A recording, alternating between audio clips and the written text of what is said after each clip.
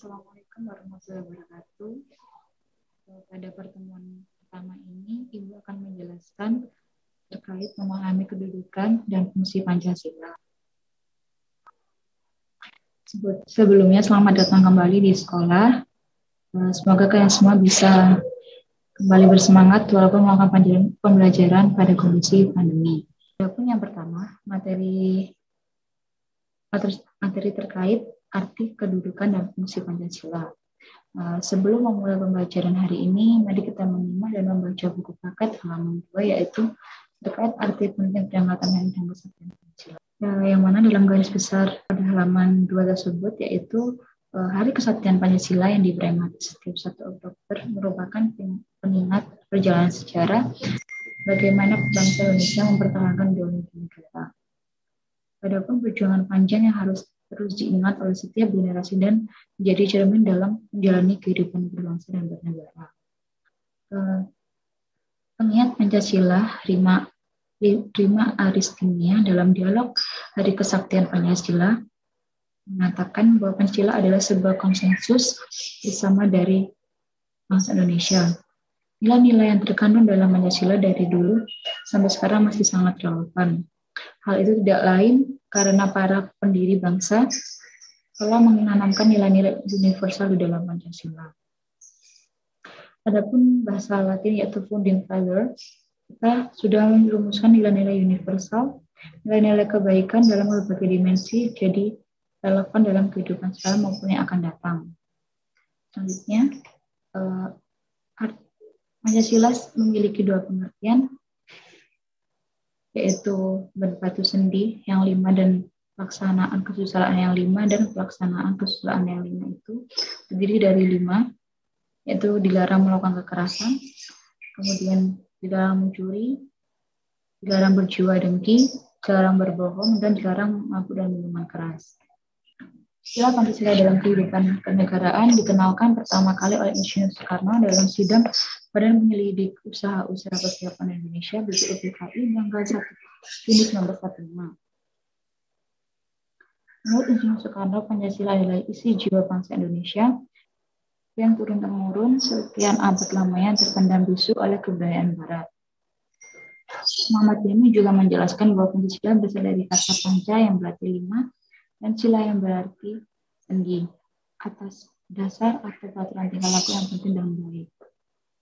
Dengan demikian, Pancasila merupakan 5 dasar yang berisi pedoman atau aturan tentang tingkah laku yang penting dan baik. Pancasila sejak tanggal 8 Agustus 1945 ditetapkan sebagai dasar negara sebagaimana tertuang dalam alinea keempat pembukaan Undang-Undang Dasar Negara Republik Indonesia tahun 1945.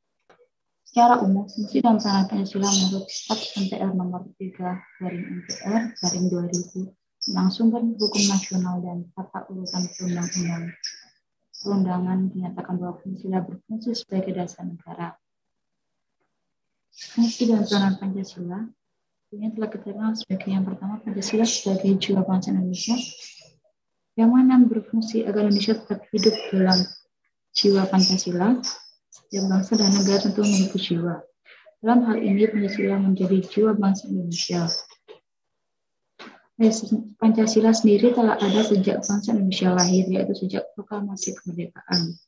Yang kedua, Pancasila sebagai kepribadian bangsa Indonesia memiliki fungsi yaitu sebagai hal yang memberikan corak khas bangsa Indonesia dan menjadi pembeda yang membedakan bangsa kita dengan bangsa yang lain.